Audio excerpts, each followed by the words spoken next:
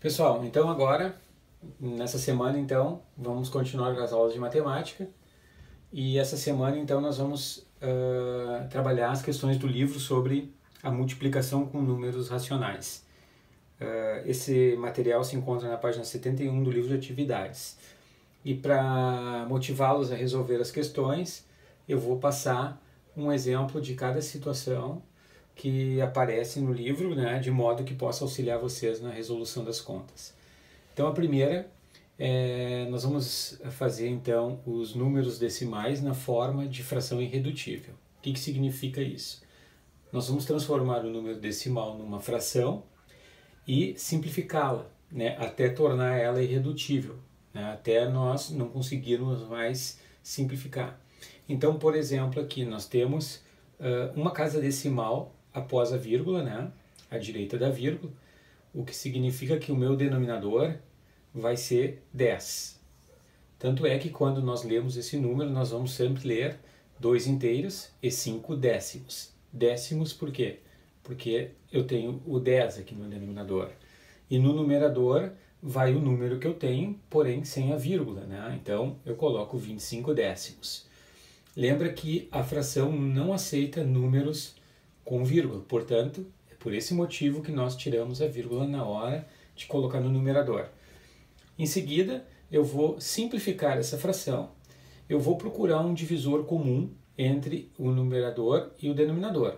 Então aqui nós temos o 25 e o 10. Então nós podemos simplificar isso aqui dividindo por 5 e vamos obter 25 dividido por 5 dá 5, 10 dividido por 5 dá 2. Agora observem que os 5 meios, ele não tem um divisor comum, então a gente diz que a fração tornou-se irredutível, eu não consigo simplificar mais, certo? Então aqui está o primeiro exemplo então de transformar um número decimal numa fração e tornar ela irredutível. Esse outro valor, ele é um valor negativo, que é 0,75, então para colocar ele na forma de fração, lembra que agora nós temos duas casas decimais. E então duas casas decimais vai nos lembrar os centésimos, né? Porque o 1 acompanhado de 2 zeros, que estão relacionados a essas duas casas, então é o 100 no denominador.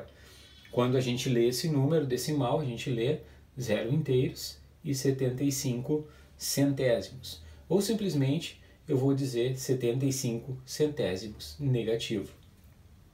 Feito isso, então, colocando o 100 no denominador, eu tiro a vírgula e vou ficar, então, com menos, né, não posso esquecer que é negativo, 75 centésimos.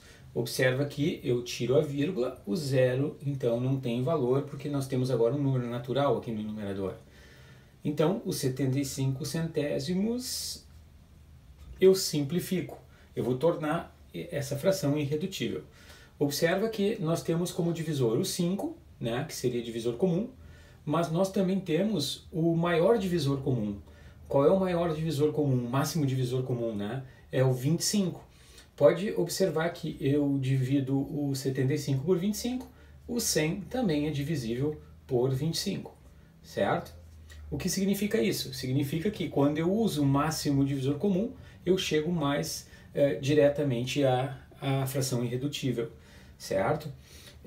Então, 75 dividido por 25, não podemos esquecer que é negativo, né? 75 dividido por 25 é 3, e 100 dividido por 25 é 4.